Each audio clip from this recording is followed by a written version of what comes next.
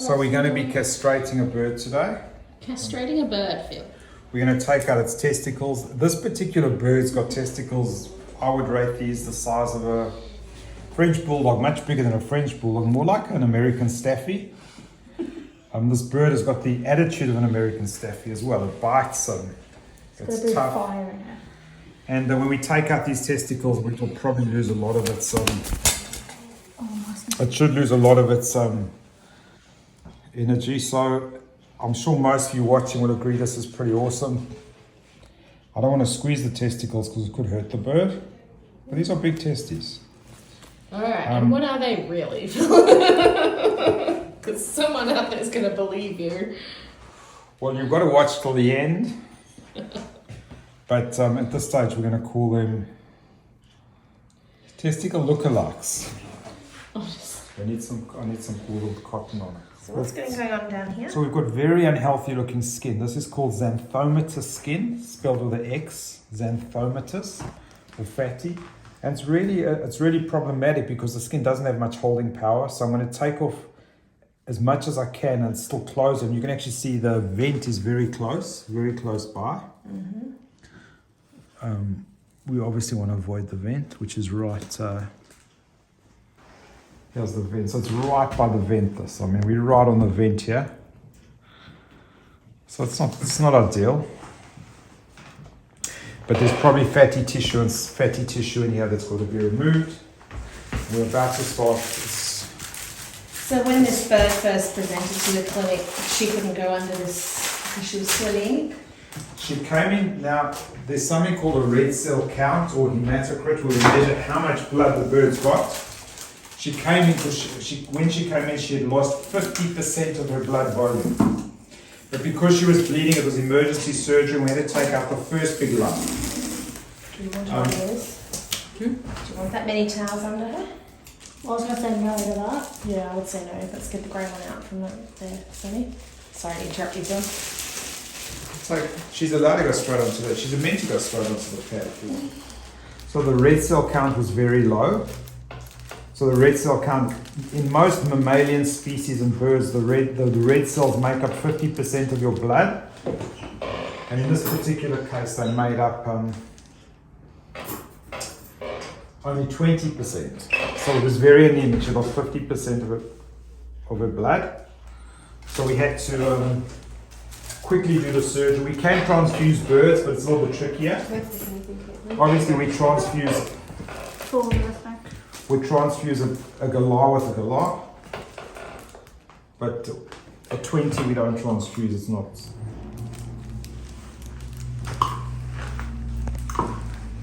So 20% red cell count means not enough blood to do the surgery? It means she's lost a lot of blood and becomes a bit risky. Mm-hmm. Many vets will choose to wait a little bit before they go in. We just didn't have a choice because she was bleeding out. Mm-hmm.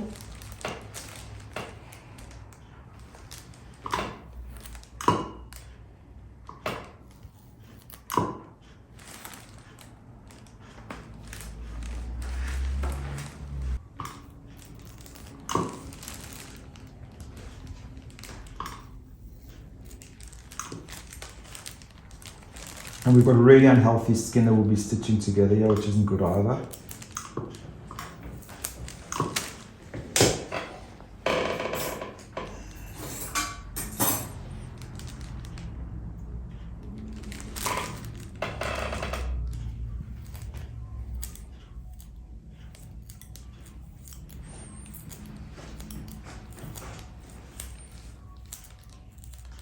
What's the cause of this? Primarily diet? This is primarily diet, so it's very, very common in galahs on an all-seed fatty diet. They get these massive fatty cysts. In the beginning, I was joking with you guys about testes, because they look like testes and they're hanging like testes. But essentially, you'll see when we take it out, they're just big fatty cysts, so they're not malignant tumors. But the skin gets really, really unhealthy.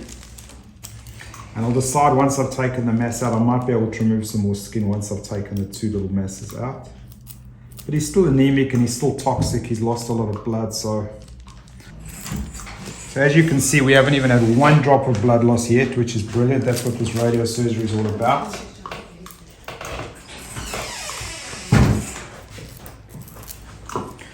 So in avian surgery, the biggest thing is speed and no blood loss.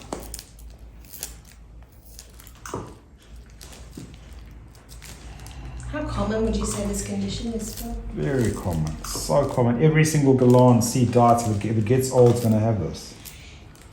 I mean, it's almost inevitable if you don't. It's almost inevitable.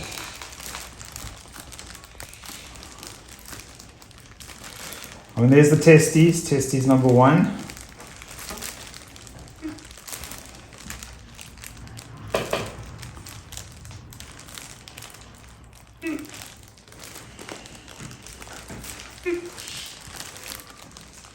So we just don't want too much bleeding. We're trying to avoid bleeding.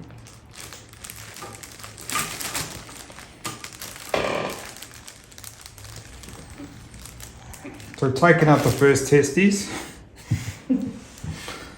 Put it there. And obviously I want to really avoid bleeding as much as I can, so we'll I'm going to still take out a bit of fat, so I might actually tie some of this off at the end. You can see we're taking off a lot of fat. We're 50% there, and again, I don't want to spend too much time in this bird. I want to be out of here really quickly in the next 10 minutes. We try and do all our surgeries in less than 20 minutes. And we're already on about 7 or 8 minutes or 6 minutes. I don't know. Just coming into the 6 minute mark. 6 minutes. Okay, the big question will be, is there any bleeding now when I take this off? No, there isn't, which is good. There's a bit of bleeding there. Let's just sort that out.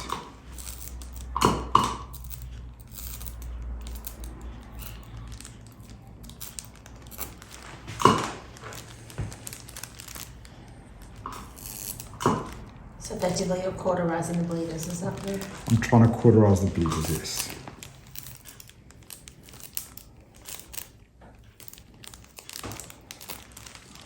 There's still one bleeder there, so I'm not happy there's one bleeder there. I don't know where it's from. I'm going to try and find it and stop the bleeding.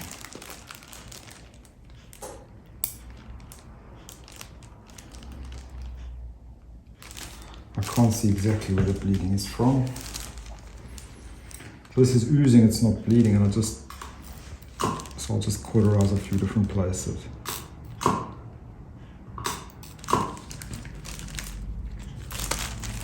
And remember, I'm not trying to get all the fat out, I'm trying to just take the bulk of it out and close it, that I've got some, well, that skin's a bit healthier than the bottom skin, but probably got more skin than I need. Yeah, but that skin's kind of healthy, the bottom one's less healthy. Oh, can we get some suture, please? Both testes are out, it's not a bulldog anymore. And we want to get out of here quickly because, as you know, it's heat. There's a whole lot of things that drive in anesthetic, and we almost invariably, we never go over 20 minutes. Normally we would do continuous in birth, but when you've got unhealthy skin like this, we have to make sure there's absolutely no tension, and we use really thick suture that's not going to, it's not going to just cut through this unhealthy type tissue. So one of the other things we've seen with this bird is an air sac around its neck blowing up. What's that called? So it's a very long word. Are you getting ready with your pens? Cervico, which is the Latin word for neck. Cephalic is the name of the area. Clavicle, cephalic, air sac. Hyperinflation is the term. It's something that happens every now and then. It's not necessarily always something we can treat or sort out. But in this particular bird, it might be just with so many concurrent diseases happening, such an unhealthy diet, so many things happening, maybe that's just why we... And you don't really want to tie your drape onto the bird.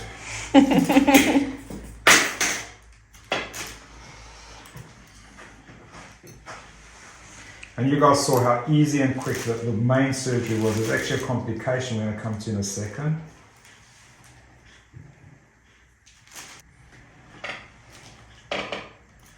Okay, let's go to the wound that is actually caused.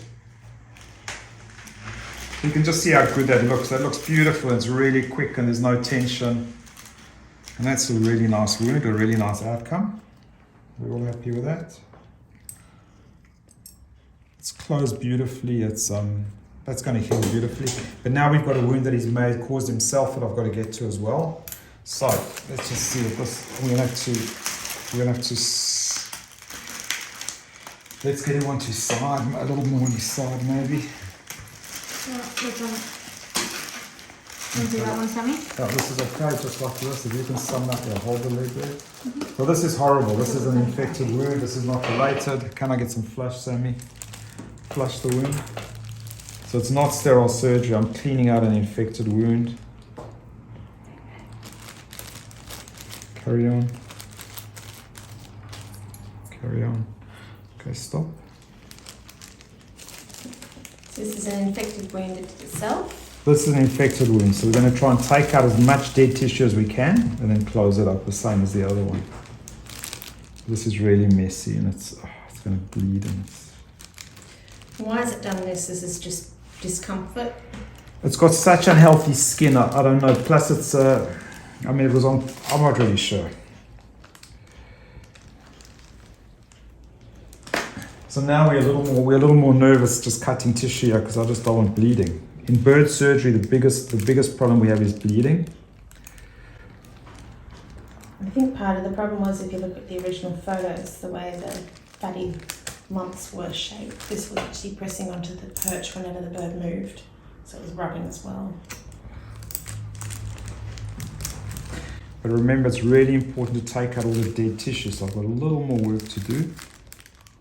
Sammy, I'm ready for a flush, please. And there's not good blood supply here either. It's got very poor blood supply. Okay, Sammy, flush. Hard. Thank you. Huh? Yeah, why not?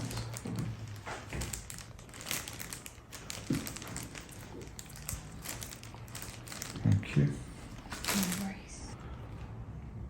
In a dog, we wouldn't close it. We'd leave it as an open wound with a drain. This is just going to be a nightmare. And on the side. This way. Go around, feel, but don't touch anything.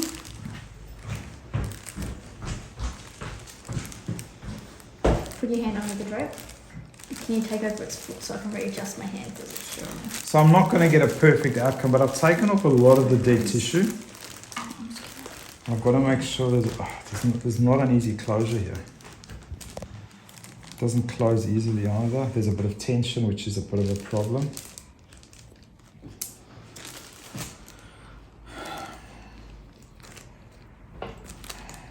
And behaviourally, if you can actually see the beak, you can see the blood on it, so the bird's doing this himself.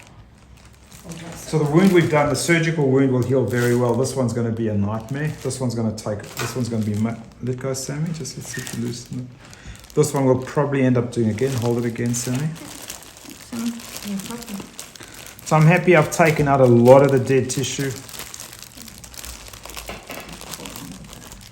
It's infected. He's it's going to be a collar for a long time. Really tricky wound to manage. So this bird bit into itself and it's just really traumatic. You can see after the surgery it looks all dandy and good, but can we keep him away from biting? He's not too far from not making it. This is very advanced disease.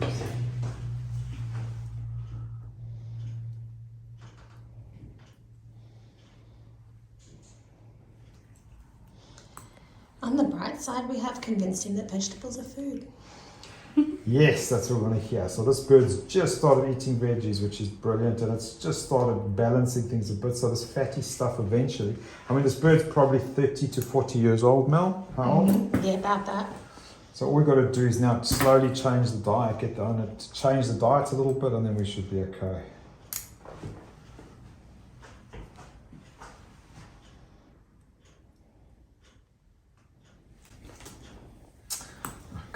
The trick with this one turned out to be sweet potato mash, warm, with seed mixed through it. Had to actually get through the potato to get to the seed, and that taught him that vegetables are food. That's cool. It's manipulative, but it works. Yeah, that's So, interesting. can you point out the air sac, please, Katie? So that's like a little, almost balloon under the skin. I don't know how well you can easily see it, but it's quite flabby there. And that's what's been blowing up.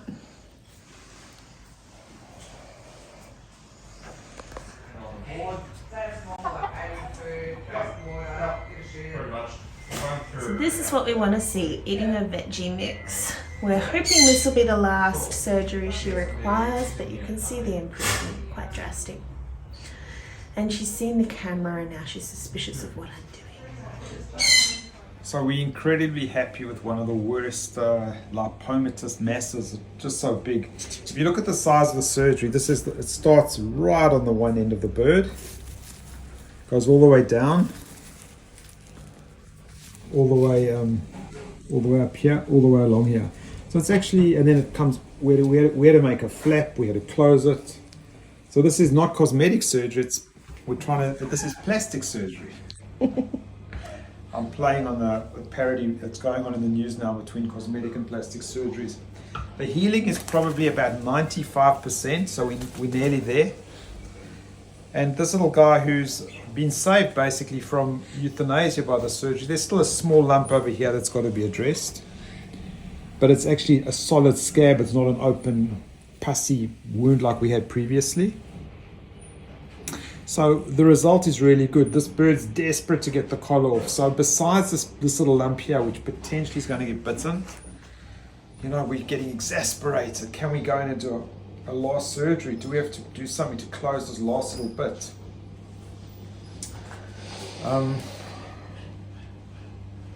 There's something called, for the vets watching, there's secondary intention wound healing and primary wound healing. So we've had about as much primary healing as we can and it looks very good. I agree, there's still, for those of you that think the testicles have come back because this is a strong male, so the testicles have started coming back, but I'm not really sure why I've got some more fatty tissue that's developed here, but it's just sad. We've got a small area here that seems a bit ulcerative and the secondary intention healing is taking a while longer than we wanted. Putting one stitch here just to close it would probably be a good thing because there's probably 7 days to go until we've got complete healing. And we're close. You know, we work so hard, it's like climbing Mount Everest. You get to base camp, you get to the next step, but you've got to get all the way up. And then we're at that part where there's no oxygen now. We just want to get that last bit, which is a bit difficult. But we've saved a bird, is so happy, looking so good. So well done to the carers. Molly, you're a champion. But if we take the collar off Molly, you'll probably destroy yourself again, and we're not going to get too many more chances. So let's help the wound heal. We've got 90% healing. There's one small ulcerative area. I don't think she's got it because this collar's working very well. All of you watching the video, we obviously being avian vets, we've got a whole range of collars, from soft collars to neck braces and this is just a simple old style collar like we used to have with a piece of x-ray film. It's a piece of solid plastic and it's been shaped just to the right size and it seems to be working well and it's very comfortable. And there's actually a soft collar underneath it to protect the neck too. Soft collar underneath to protect the neck and it's working well. The bird's happy.